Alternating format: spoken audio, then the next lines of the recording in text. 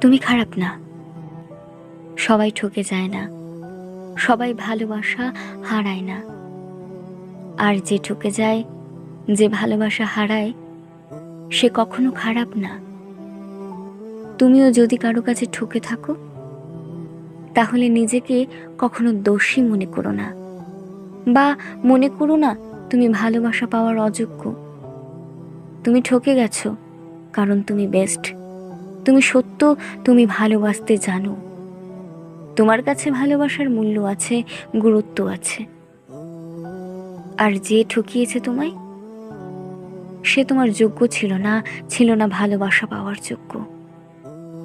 একটা কথা কি জানো, মানুষ ভুলে গেছে কয়লার মধ্যে হিরে পাওয়া যায়, হীরের মধ্যে কয়লা না।